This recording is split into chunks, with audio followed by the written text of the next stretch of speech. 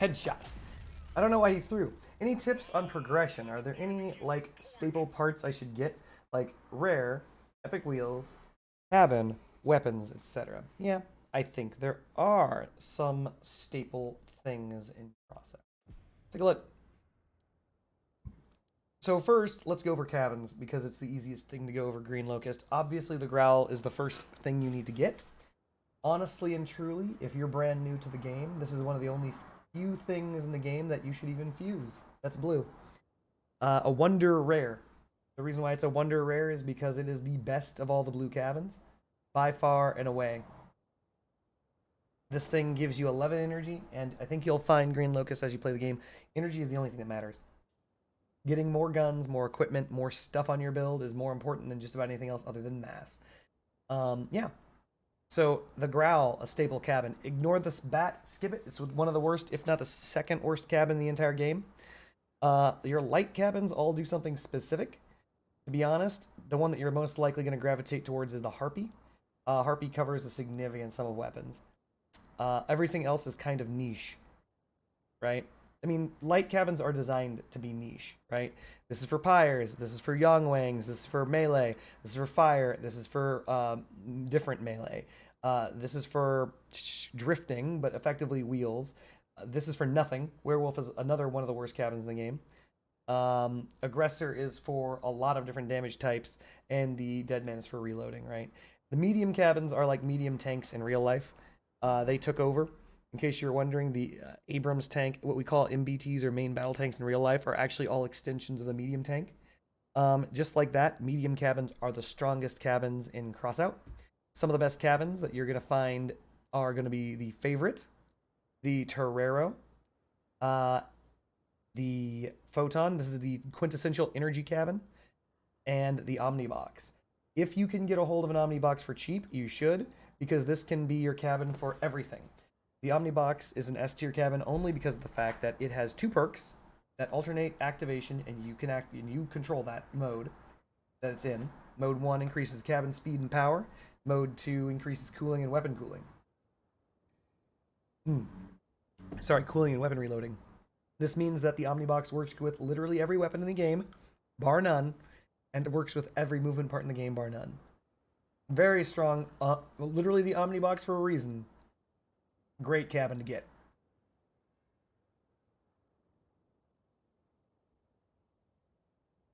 As for heavy cabins, you should probably avoid them, because they're all very specialized, usually into something you wouldn't expect. The Echo is a reload brawler. Literally, you've got to get really close to people to charge the perk. When the perk activates, you reload faster, so you can actually DPS. The Icebox is a fixed weapons master, meaning weapons that have limited turn angle. Just straight up get 15% damage, very strong. The Ermac has surprisingly come out to be a favored cabin for a lot of people. Basically, it's your tanky cabin. The more damage your cabin takes, the physical cabin itself, you gain damage resistance. 3 stacks of it, up to, while this says 30%, it will not be 30%, it'll be like 24 something percent. Math, I'll explain that some other time, I'm sure. You should avoid the Bastion because it's very, very, very specific. And basically, the front blade on this thing has 50% damage resistance, but nothing else on this cabin has any damage resistance whatsoever. So just the front blade has damage resistance, but it's a lot of it. And then, of course, there's the Humpback. Arguable an A to S tier cabin. It's a very, very good cabin. Long story short, you saw the guy with Reapers a minute ago using this. The more damage you take, the more damage you deal. So it allows you to send some punishment back their way. It's not a bad cabin, though the perk does like scale down. With that said, let's go to the equipment. These are all niche. Special modules are special for a reason. You don't need it, you don't need it, you don't need it. This is one that's decent, but you don't need it, you don't need it. So let's get at it, special modules. Stealth. These two are among the most powerful, if not the most powerful modules in the game. You should definitely get a Chameleon. Minimum. Chameleon Mark II, when you have the money or when you have the time to craft it. Recharge Booster, aka reload modules. If you're using reloading guns, you need this one. Skip this one, get this one. Skip this one, get this one. The KA2 flywheel, basically. Radars. Almost every build in Crossout should have a radar. If you have the space, if you have the whatever, get a radar. Get a radio and a radar, put them on your build. These 3 radars cost no energy, but they have no special abilities. These 4 radars have special abilities, but do cost 1 energy. The Oculus and the Verifier allow you to see the approach of incoming invisible players. The Doppler allows you to see people through walls on your radar. These radars have the longest range, but are a line of sight only. So if they're on the other side of a wall, but they're 1 inch away from you, they will not show. The radio has retransmission radius. It's not a radar. It lets your allies see what's on your radar, as long as your allies are within 450 meters of yourself. Scopes, skip them. Generators. Every one of these generators has value. All of them. They're all good. Get generators. If you have a gas gen, many of your builds are going to be very, very, very, very... it's a good way of putting this. They're either going to be built very well, or they're going to explode very quickly. Just letting you know. But other than that, get generators as you see fit. If you already have the gas gen, great. If you can get a hold of a bootstrap, even better, because then you can have durable builds that have 3 energy. But if you can't get a hold of a bootstrap, then stick with the gas gen and avoid fire puddles like they're the plague. Engines. Every engine, this engine and these engines are phenomenal. If you don't have any of these purple engines, get this engine, the Hardcore. The Hardcore is a engine that takes no energy whatsoever and gives you a very slight boost to all performance stats on your car. As noted, faster cabin speed, more power, more mass limit. Just put it on your car. Boom. Gives you 450 mass limit because it itself takes 50 mass. And for that, you literally just, there's no reason not to have a Hardcore. There's no reason.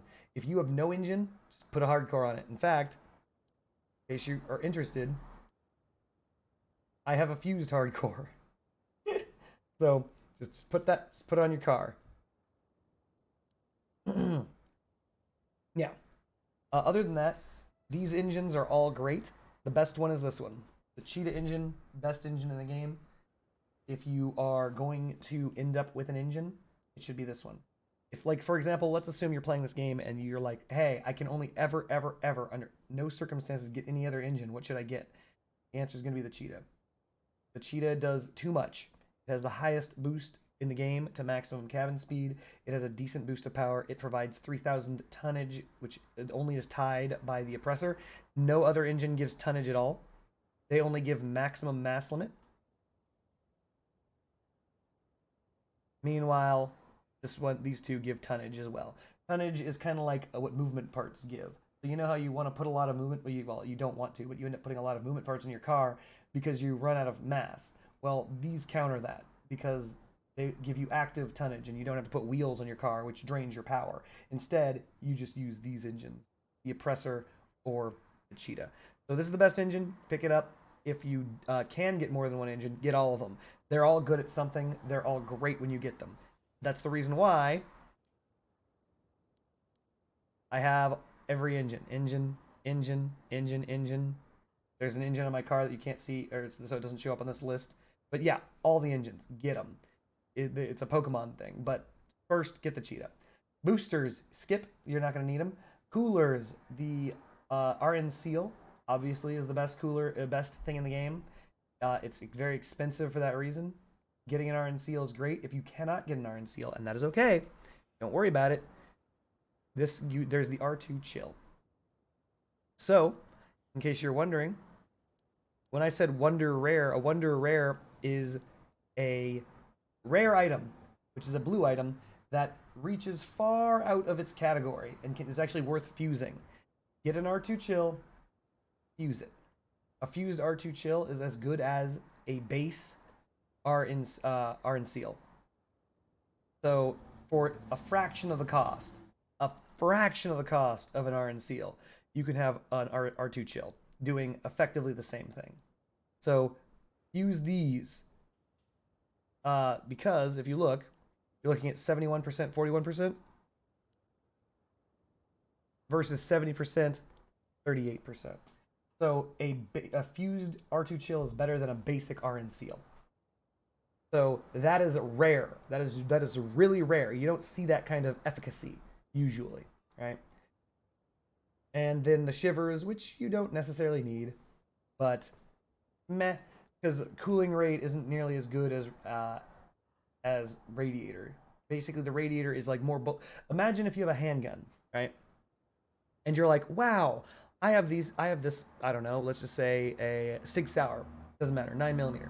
And you're like, I have a choice between putting a 15-round magazine in my Sig Sauer or a 30-round magazine in my Sig Sauer. The R and Seal is a 30-round magazine. The 15-round magazine is base. Or you can use a 15-round magazine, but train yourself to reload and put the magazine in faster. That's the shiver. The shiver is trying to shove more bullets into your gun faster in a panic situation, whereas the R and Seal is simply having a magazine that is much larger. This defaults to the R and Seal and the R2 Chill being significantly stronger than the Shiver and the Tamir. That said, they did nerf the Seal and the Chill and buff the Shiver and the Tamir. You can't conceal carry a 30-round magazine. Oop. No, you can't. But yeah, they did buff these, and they are better than they used to be, but still, these are still better. And finally, ammunition crates. Get this or use these.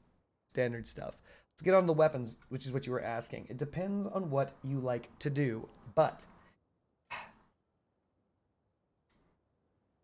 a lot of people use Sinus Zeros. They're a very, very, very strong machine gun.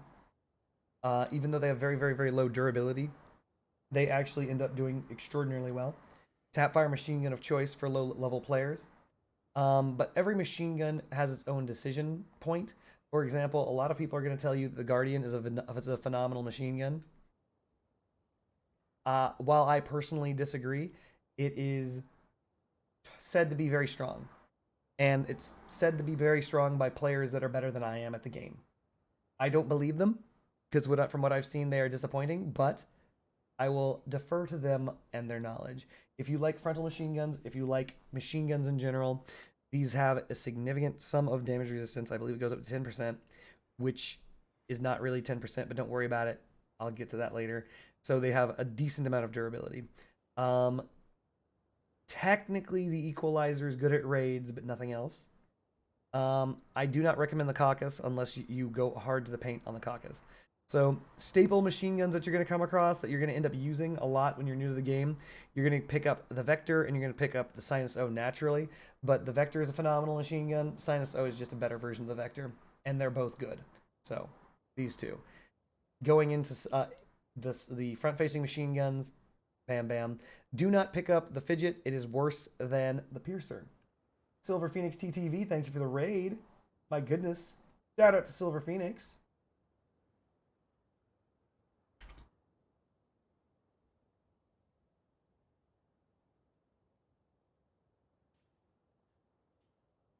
So, continuing on to shotguns, this is your bread and butter of Crossout. Every weapon here is a staple weapon of Crossout. I got you, Box Friend. Thank you, Silver Phoenix. Got my back. I like that.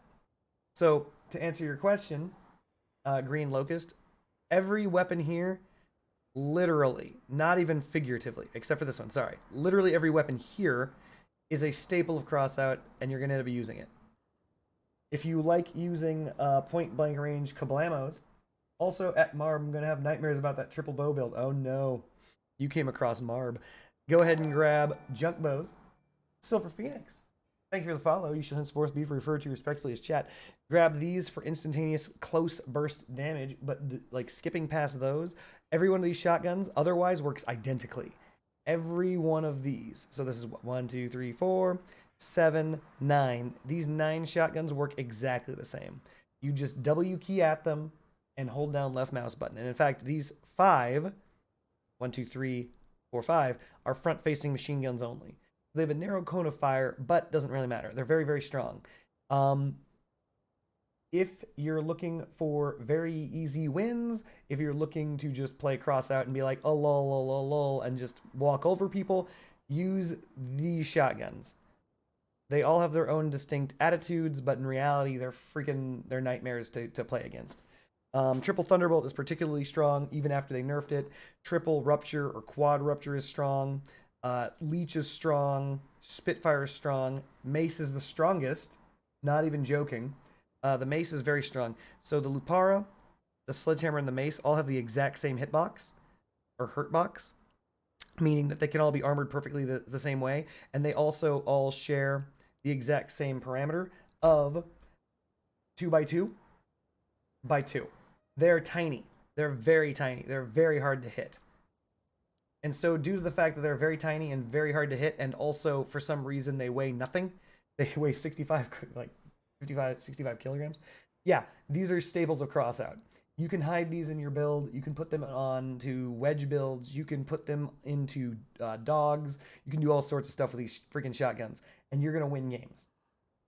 These are your staples of Crossout right here. If you're low power score, picking up some goblins, picking up some maces or sledgehammers, and fusing the sledgehammers. Fused sledgehammers versus maces, it's a toss-up as to which one's better. They're that good. And if you want to stay at a really low power score, fused sledgehammers beat maces. But if you don't care, maces beat sledgehammers. Fused maces are even better, obviously. Leech is actually the worst. Of all of these here listed, the Leech is the worst.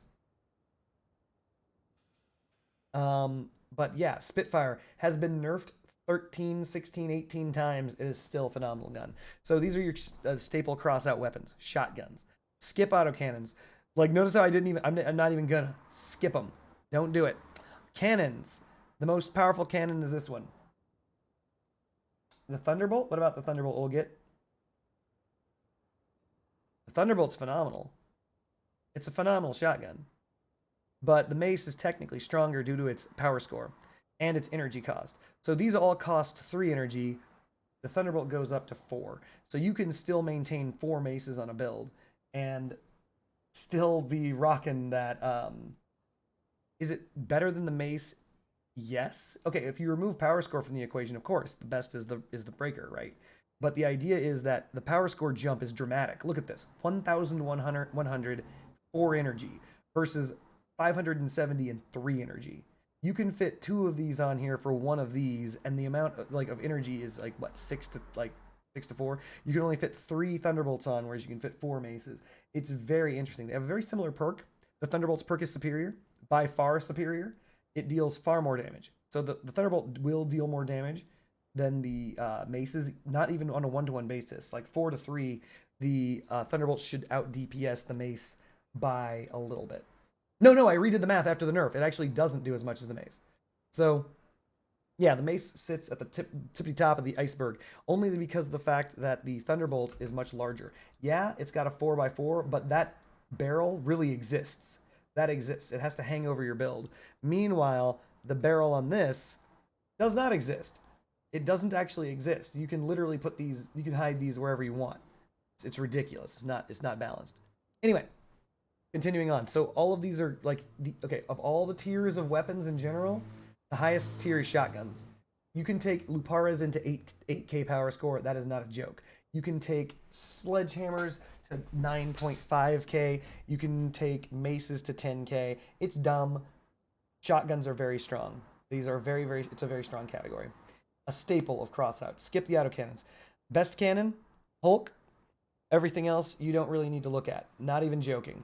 You can if you want to. You can look at prosecutors. There's triple prosecutor builds if you are into cannons. Executioners are interesting because of the fact that they have such a reduced fire rate from prosecutors. And as far as crit seeking goes, they both seek crits. Also, not gonna lie, this entire line of cannons is so messed up right now. They have perks that are hidden. They're difficult to understand. You have to understand blast damage. You have to understand damage propagation. You have to understand that the damage is split between bullet and blast. You got to do so much damn work. It's like, wait a minute, what are we using here? They should be a very simple weapon class. And 2 years ago in 2019, 3 years ago, 2019, they were very simple. They just exploded when you shot people. But that wasn't good enough. They were too effective, and everyone called for nerfs, so they came up with these random BS that makes this entire category rough to understand. But the only thing you need to understand is this is the best one. So pick up some Hulks. Rocket launchers. Staple rocket launchers are the Wasps. Most people don't necessarily get Pyralids. Nearly no one uses Locusts, though they're good. Flutes you have to purchase, and they're also specialty, not a staple, not a staple. Basically, none of these are staples of Crossout anymore, except for this one, the trombone, which you can't really necessarily get. They're not a high DPS weapon, but they are a support weapon. So you can skip these as a new player. Grenade launchers, really, there's only epics. You can usually skip them as a new player, but if you can get your hands on a Wang, grab a Wang. Young Wangs are unique in Crossout as the only weapon that is way too strong, if I'm being honest. It's stronger than just about everything on the legendary tier and is basically a relic. Yeah, if it weren't for its weak durability and its high powers cost, it would not be even. It's already not remotely balanced. You don't even need an ammunition crate with this, even though it is an ammunition weapon. Never bring an ammo crate. You don't need it. You get like 500 pellets effectively on with that before you even need a reload. The Thresher. Use Thrasher. The Thresher is okay, and that's sad to say. You've been feuding with your aunt, so I've heard, Friendship Bunny, you told me earlier, or at least you told the chat earlier. You never told us what about. The Thresher is okay, and the GL55 Impulse is worse. So you've got an okay gun and a worse gun. Don't do either. The Retcher is among one of the best weapons you can see with your eyes. When light reflects off of this, my goodness, your eyes will go blind with the glory of the Retcher. So this combines two things together, and only one thing that matters. This combines grenade launchers, which have thus far during this conversation been lackluster, with a shotgun, which up to this point has been the best thing you've ever seen. So, shotgun grenade launcher. Imagine that, and Retchers are phenomenal. So, that's not beginning game, by the way. It's more closer to mid to end game weapon. So, these are bad, not necessarily good, phenomenal. I'm not a big fan of the synthesis. Friendship Bunny says, you responded to her after your face is all red, and I'm more devout than ever that I'm not having more children. Excellent. The energy weapon category is mediocre, is the best way of putting it. Blockchains are devastating, but the problem is they need to be fused for range in order to be devastating. And when they are fused for range, they are devastating, but they have a power score limit of efficacy. Triggers are devastating, but they have a power score limit of efficacy and are also mid to close range. Very, very close range weapons. Prometheus 5s are just like Synthesis, not very good. You gotta lead your shots. They're pulse weapons. They're not exceedingly high damage for what they are.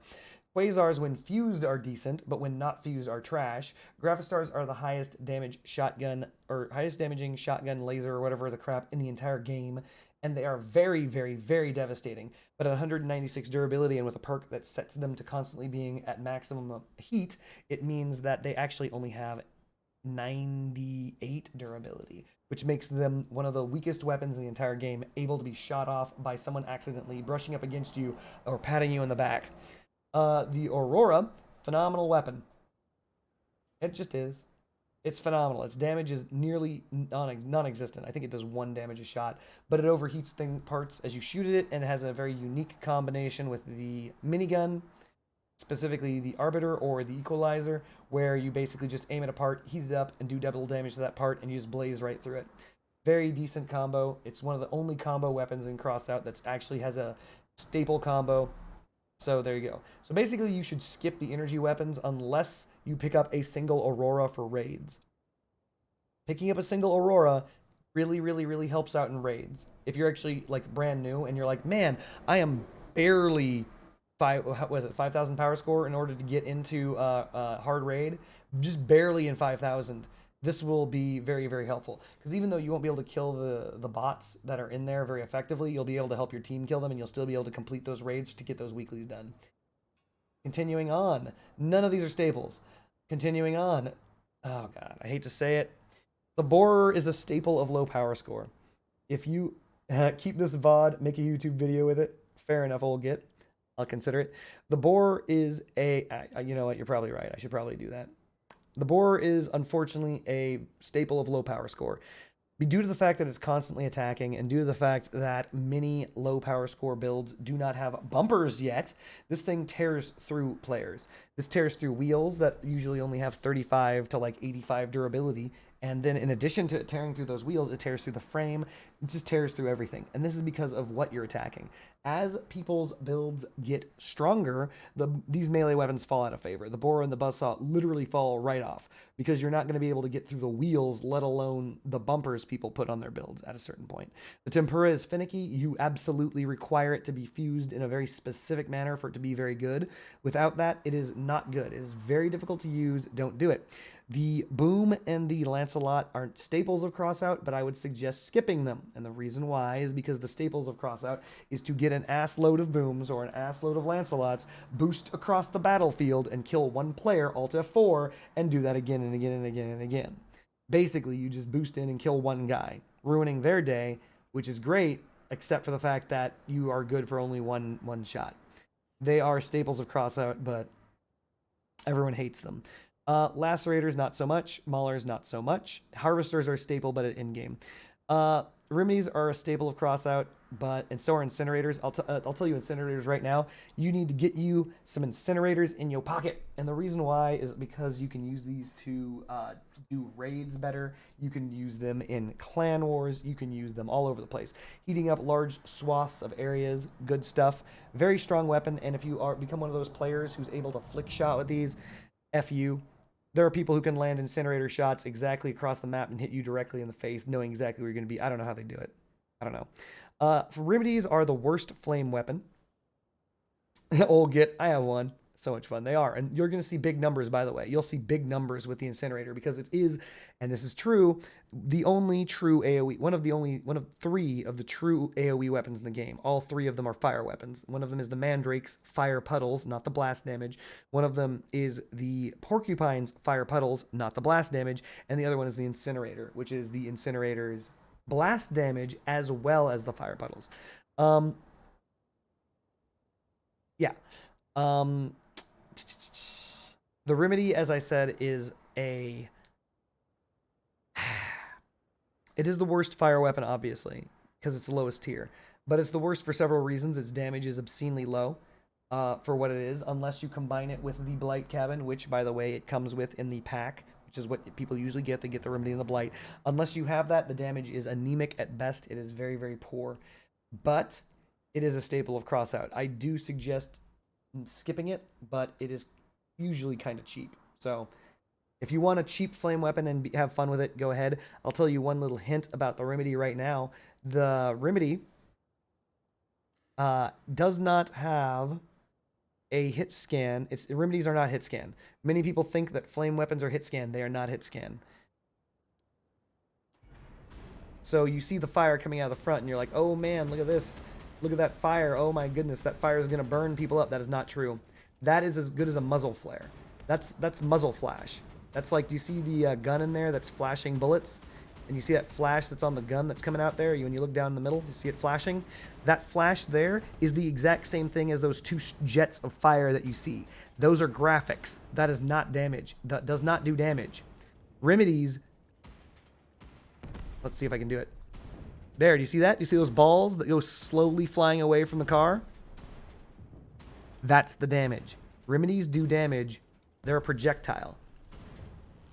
So when you play Remedies, or Dracos, or Firebugs, all of them are projectiles.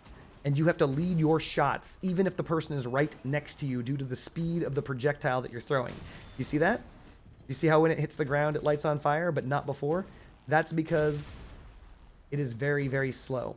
So if you do go the flame route, understand you're firing a very slow projectile. And that the projectile is not AoE either. Fire weapons are not AoE. They are bullets. They are very slow bullets with very large hitboxes. That's the reason why they'll end up hitting multiple parts, and because of that, it looks like they're hitting multiple parts. You're like, oh, it's hitting multiple parts, and that way it's AoE. It's not AoE. It's firing in multiple different places. It's kind of like a very wide, it's kind of like a shotgun, or not a shotgun.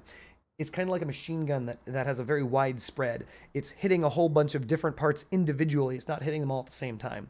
And that's the problem with flamethrowers. You have to lead your shots, and the projectile velocity of the final one, which is the Firebug, is about 25% slower than the Draco and the Remedy. So it has nearly no range, in addition to it having a massive projectile drop. So it's very difficult. These are difficult weapons to use. It seems like they're easy, they're not.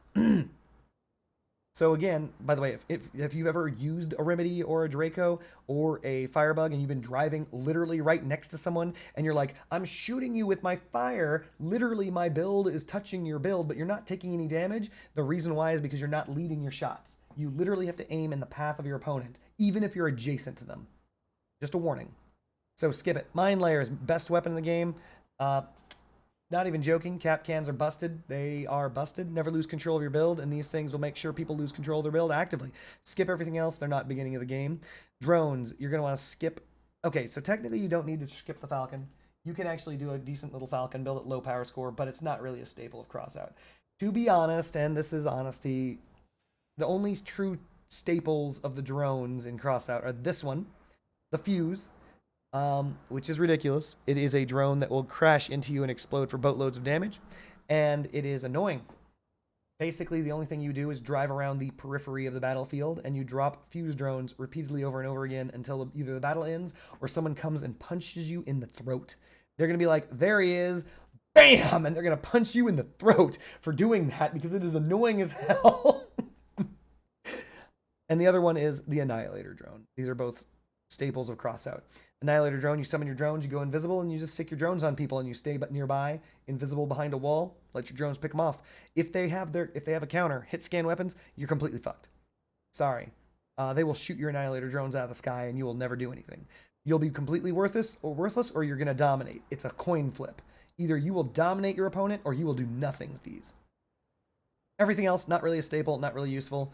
The barrier is neat, but it's not really useful. The Yao Guai is currently being used a lot because people are dicks. And the Vulture's terrible. Though the rework to the Vulture may make the Vulture decent, as an aside.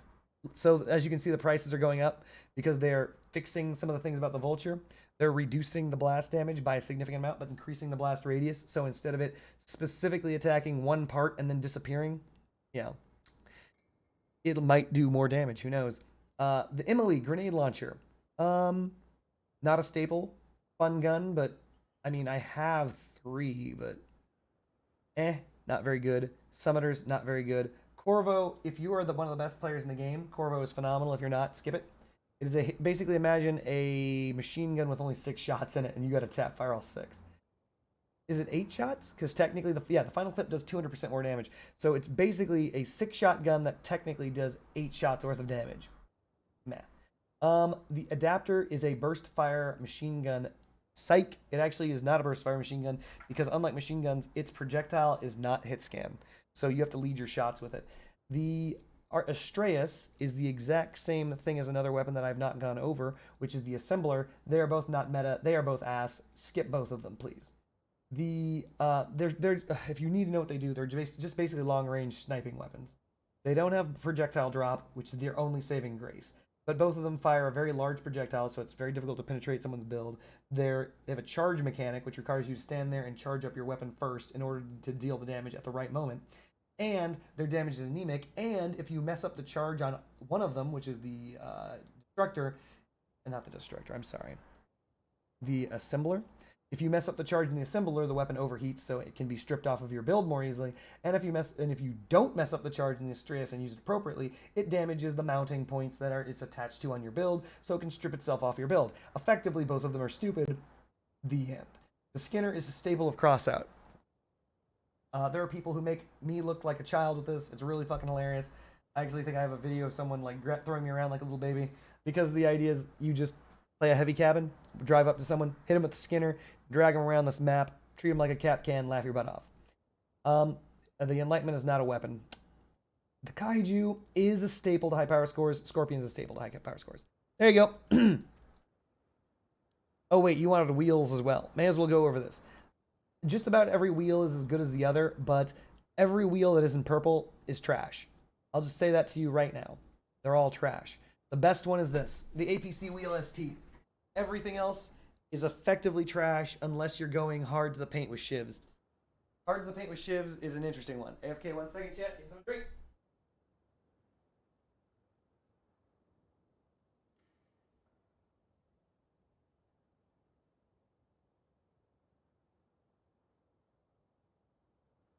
So shivs are interesting.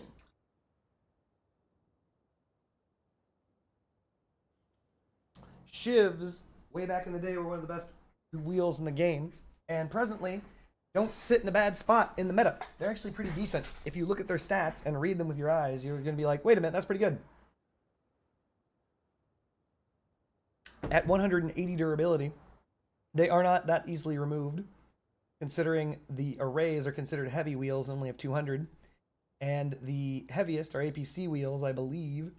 Nope, not the heaviest. They're mid-tier. 215, 235. So they're not weak. These things don't come flying off your car. But notice something. This thing has tonnage and power. This thing has tonnage, power, and blast damage resistance of 25%. This has tonnage and power, but these have collision resistance of 50%. What's collision damage, chat?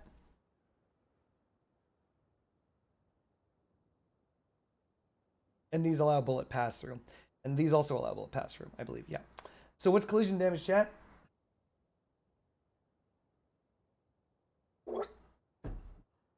If you're unfamiliar what collision damage is, it is when someone crashes into you. But skip that.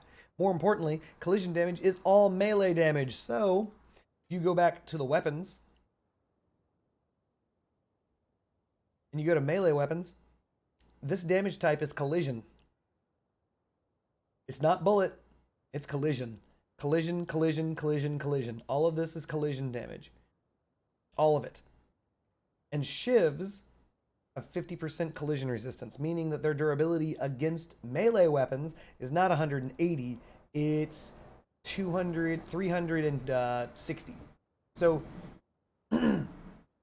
we might make this a video, Green Locust. So shivs have an effective 360 durability against melee weapons. So if you're coming up and you're reaching a certain power score, maybe 6, 7K, and you're coming across a whole bunch of people with harvesters, shivs actually defend you against that.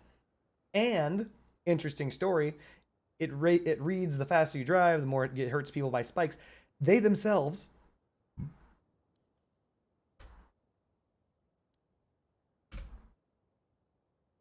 it doesn't work. I can't show you. They're melee weapons, by the way. So these are real. They put a hurt box out in front over here. This is real. There's a hurt box out here for each shiv. So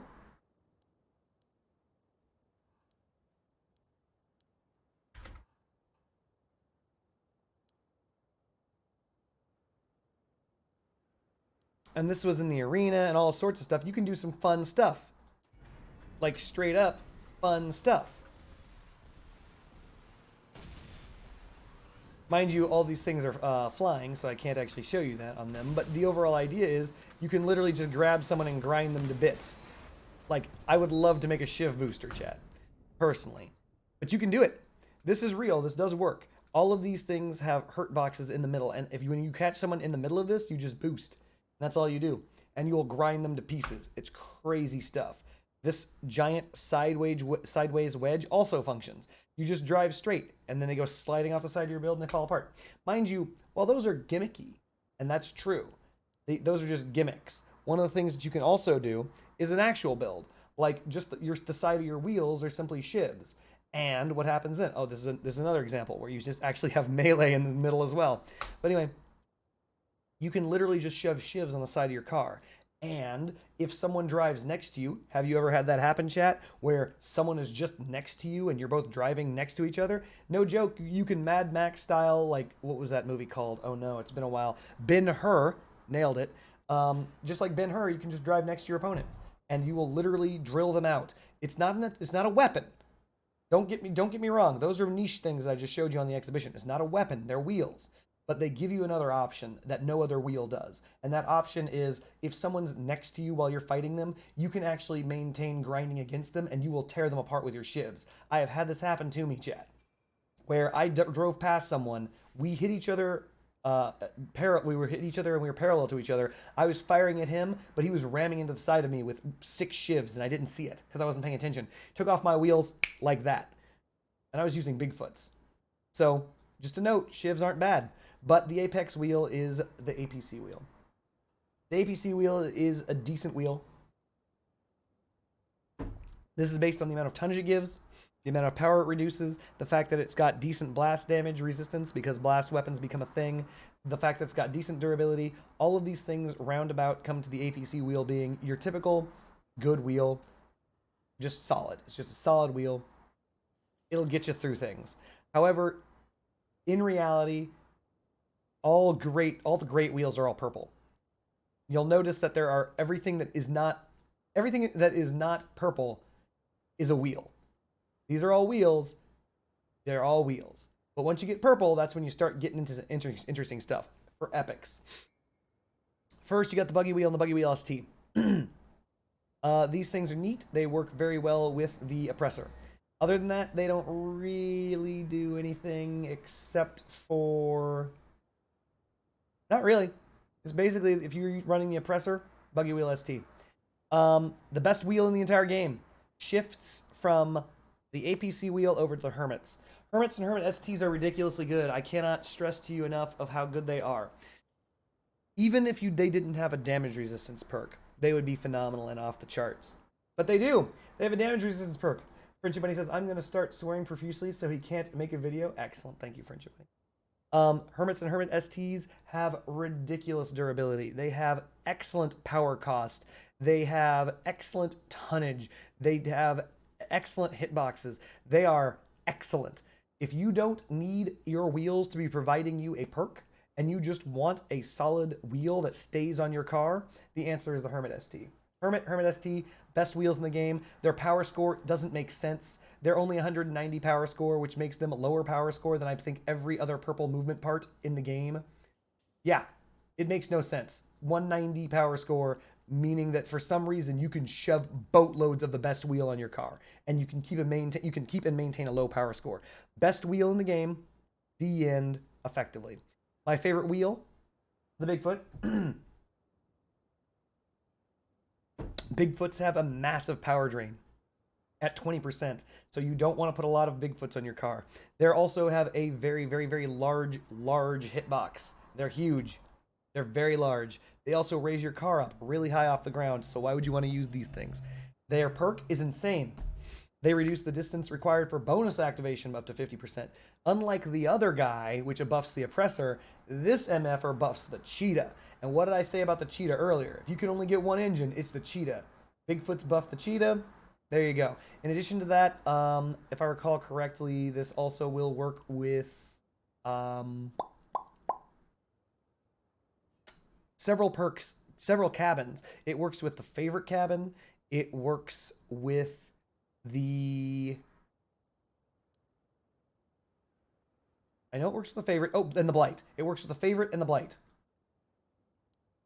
It's crazy stuff. Anything that says you must travel a certain distance, the Bigfoots reduce that distance by a lot. Just by a lot. And that makes them insanely good. 50%, up to 50%. So basically, double your active time for all of your stuff. Really good stuff. Frontal wheels. First, you've got the Claw. Decent wheel, handles like trash, but the reason why it's a decent wheel is because of the fact that it boosts energy weapons. If you're using energy weapons, you use the Claw, the end. There's nothing really truly special to say about this other than the fact that you use the Claw with energy weapons. If you're using Gravistars, if you're using, because as you can see,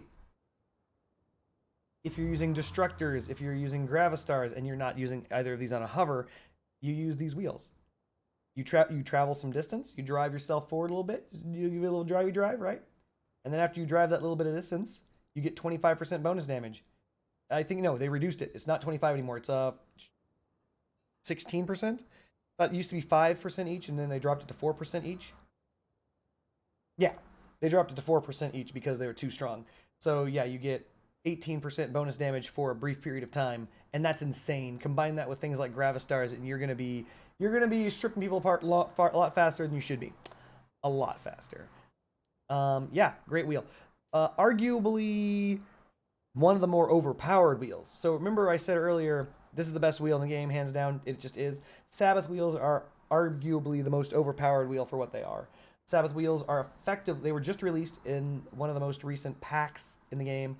These things have a massive perk. Reads like, you know, the credits to Star Wars. It's like, what are we even saying here? Long story short, It increases your power by 75%, and it increases your top speed by 15%. And this stacks with engines linearly, which is ridiculous. That's the other thing. So what I mean by linearly is if you have an engine and it increases your base speed from, let's say you're in a heavy cabin, 65 kilometers an hour, and you get 20% bonus, your speed after that 25% bonus is then affected by the 15% bonus. It's not a total of 35% additional bonus. 35% of 65 does not get you more than 15% of whatever the other number is. It's basically iterative. You can get up to 92 kilometers an hour on a heavy cabin with the Sabbath wheel. It's insane. And the way the perk activates is entirely passive. Someone shoots you. That's it. You take damage, you go faster. Boom. GG. Show's over, chat. Sabbath wheels. Overpowered. These are terrible. Omni wheels are, in general, bad. I know there are some people who use Omni wheels and they like them, and that's fine. But by and large, they are a terrible wheel. They have extraordinarily high power score. They're extremely difficult to use. You have to glitch them to make them work right. So the only way to make these wheels actually function well is to exploit the game. There's a game exploit that allows you to drive Omni wheels as well as augers as though they are similar to regular wheels. But you must exploit the game to get them to do it. If you don't do it and you try to drive them regular, these are ass. So they're ass. Skip it.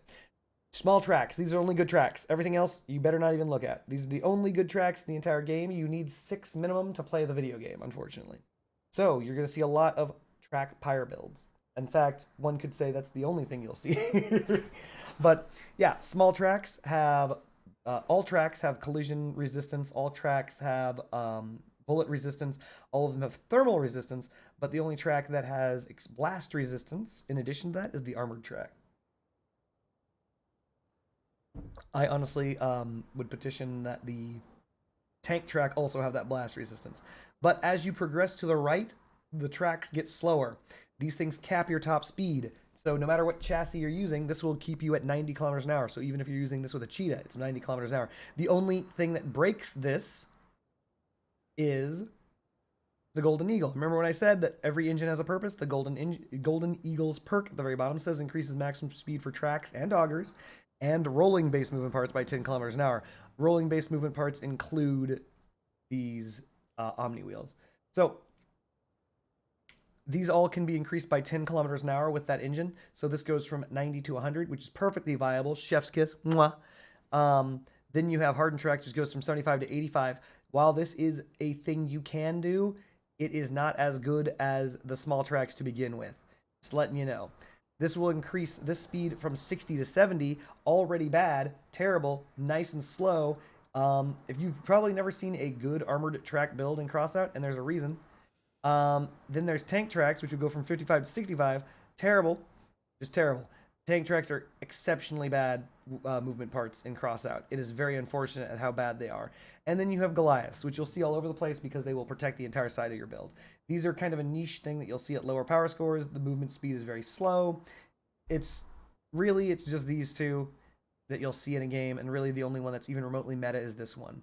Hovers, these are the best movement parts in the entire game. No other movement part in this game comes close to these. These are S++ tier. If there ever was a plus tier, you want to get as many of these Icarus 7s as possible and fuse them for acceleration efficiency, and then you want to shit down from space on people. They're the best. The end. Icarus 4s have more active tonnage, though they both have the same top speed. Icarus 4s have an insanely weird and slow acceleration. When you start using Icarus 4s, their acceleration efficiency, which is a stat apparently that's not visible to us, is very bad. So Icarus 4s are very slow, they're bulky, they're belaborous, they're clunky. Icarus 7s are not. But the problem is you need a lot of Icarus 7s. If you notice, the tonnage is 750 versus 1050. So there you go. That's the only downside. Also, the other downside is you notice that you need 550 power score per Icarus 7. Marb says real men use hovers. Then we have legs. Never, ever, ever, under any circumstances, do you ever use an ML200 leg. If you're thinking in your brain, wait a minute, I can bring these back. You can't. You can't. Chat. I dedicated a significant sum of time trying to become very good with ML200 legs. I had spider walkers, obviously, because they're all spider walkers, with cannons and tsunamis and all sorts of stuff. And they actually carried me through the game for a very long time. But turns out, after I've played hovers, after I've played other things like that, it turns out these things were holding me back. Not gonna lie. They're bad. They're genuine ass. Max speed is 40 kilometers an hour, but wait a minute. There's a medium cab in the step spider, which will increase the maximum speed of mechanical legs by 10 kilometers an hour. Bringing the speed to a blistering, insane 50 kilometers an hour, which is slower than the Goliath. Remember, it's 55 with the engine. Terrible. Genuine garbage. These legs are so bad, everyone complained. Crucifix arises. What are you doing, Step Spider? Exactly, Step Spider. What are you doing, bro? Everyone complained so much. Targum, Gaijin, whoever, heard it and said, you know what? We're going to make new legs. We're going to fix the problem. Because the problem is, you could never get to combat. Your entire team will be in combat before you. And they will die without you. And then you're going to have to 1v8. This is a very brutal way to play the video game. I'm not lying to you. Don't torture yourself. Don't end up in a situation, because they're 400 power score each. You need 6 of these on a build. Like, you're going to be in a very high power score.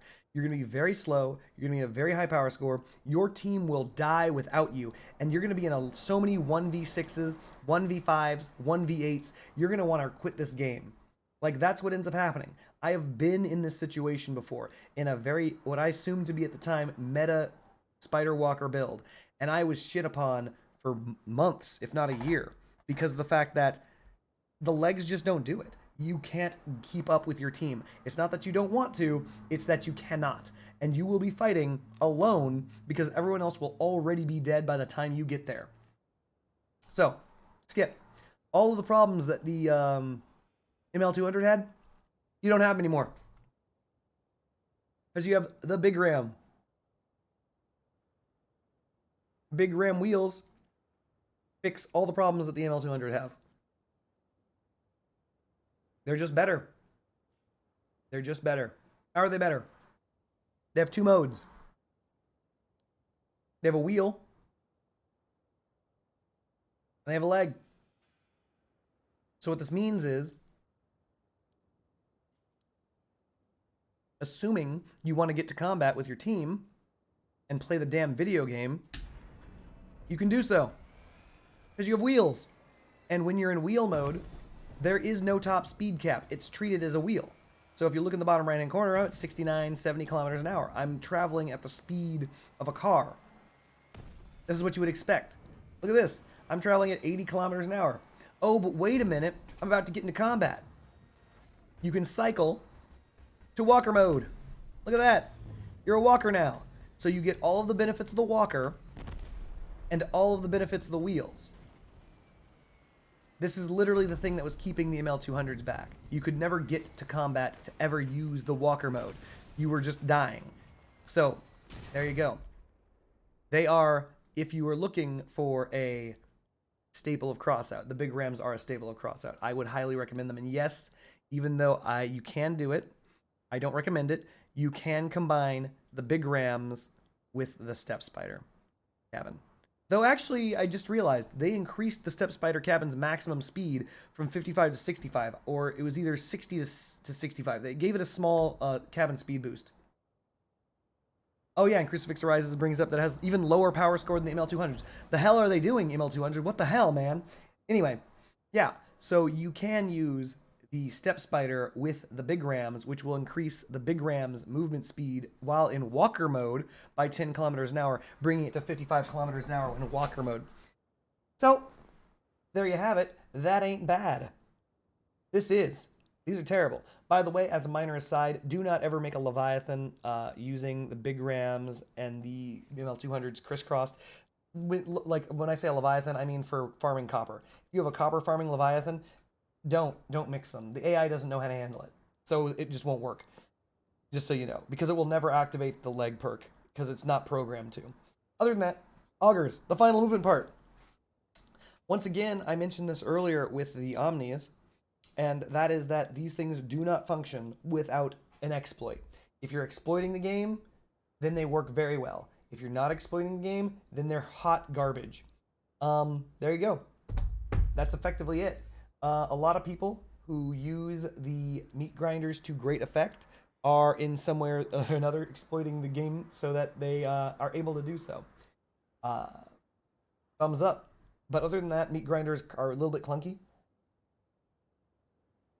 Way back in the day, way back in the day, meat grinders were used as a wedge, or an anti-wedge, on the front of spider builds. Once again, I mentioned this when I was talking about my ML200s. I even picked up the meat grinders. That's the reason why I even had them. I was putting the meat grinders at the front of the spider build to keep melee away and grind down on them.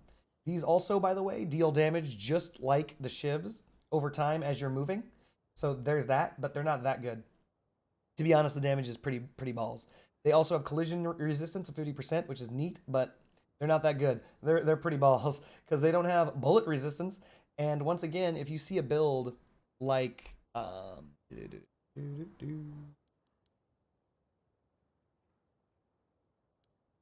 you see a build like this one, shoot its auger off.